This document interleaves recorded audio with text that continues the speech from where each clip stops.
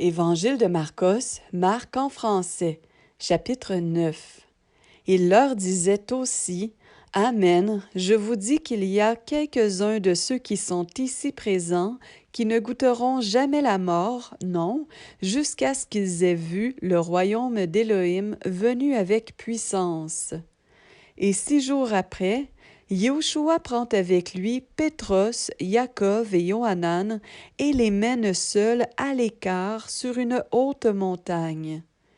Il fut transfiguré devant eux, et ses vêtements devinrent resplendissants et blancs comme de la neige, tel qu'il n'est pas de foulon sur la terre qui puisse blanchir ainsi.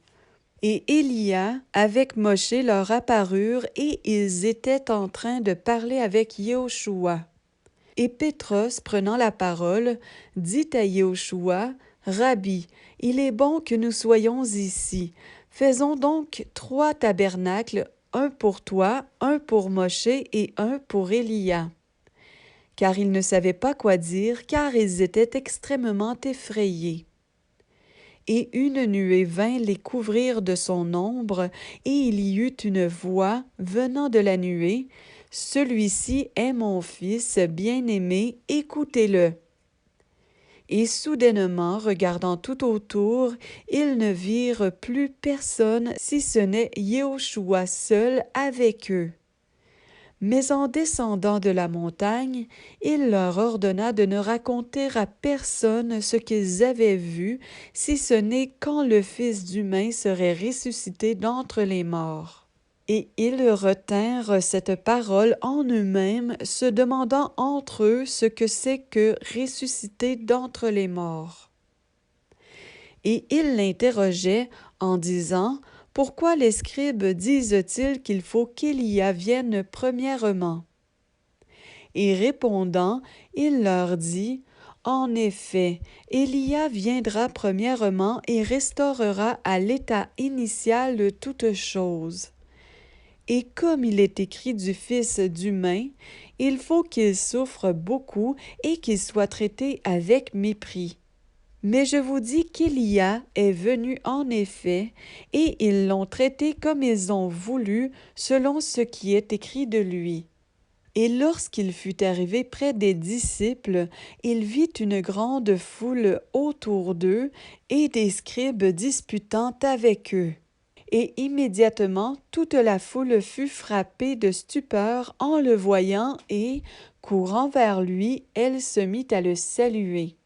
Et il interrogea les scribes en disant, « De quoi disputez-vous avec eux? » Et quelqu'un de la foule répondant dit, « Docteur, je t'ai amené mon fils qui est possédé d'un esprit muet. » Et en quelque lieu qu'il le saisisse, il le jette par terre, l'enfant écume, grince des dents et devient tout raide. J'ai dit à tes disciples de le chasser, mais ils n'en ont pas été capables. Mais lui, leur répondant, dit, « Ô génération incrédule, jusqu'à quand serai-je avec vous? Jusqu'à quand vous supporterai-je? Amenez-le-moi. » Ils le lui amenèrent. Et en le voyant, immédiatement l'esprit le fit se convulser, il tomba par terre et se roulait en écumant. Et il demanda au père de l'enfant, « Depuis combien de temps cela lui arrive-t-il? » Et il dit, « Depuis son enfance. » Et souvent il l'a jeté dans le feu et dans l'eau pour le faire périr. Mais si tu peux quelque chose, secours-nous, aie compassion de nous. » Mais Yahushua lui dit, « Si tu peux le croire, toutes choses sont possibles pour celui qui croit. » Et immédiatement, le père de l'enfant, s'écriant avec larmes, dit, « Je crois, Seigneur, secours mon incrédulité. » Mais quand Yahushua vit la foule accourir ensemble, il réprimanda d'une manière tranchante l'esprit impur et lui dit, « Esprit muet et sourd, moi, je t'ordonne, sors de lui et n'y rentre plus. » Et il sortit en poussant des cris et en le faisant beaucoup se convulser. Il devint comme mort, de sorte que beaucoup disaient qu'il était mort. Mais Yehoshua, l'ayant pris par la main, le fit lever, et il se tint debout. Et lorsqu'il fut entré à la maison, ses disciples lui demandèrent en particulier, « Pourquoi n'avons-nous pas pu le chasser? » Et il leur dit, « Cette race-là ne peut sortir que par la prière et le jeûne. » Et étant partis de là, ils traversèrent la Galilée. Et il ne voulait pas qu'on le sache, car il enseignait ses disciples, et il leur disait, « Le Fils humain est livré entre les mains des humains, et ils le feront mourir, mais après qu'il aura été mis à mort, il ressuscitera le troisième jour. » Mais ils ne comprenaient pas cette parole, et ils craignaient de l'interroger. Et après ces choses, il vint à Capernaum. Et quand il fut arrivé dans la maison, il leur demanda, « De quoi discutiez-vous ensemble en chemin? » Mais ils gardèrent le silence, car ils avaient discuté entre eux en chemin qui serait le plus grand.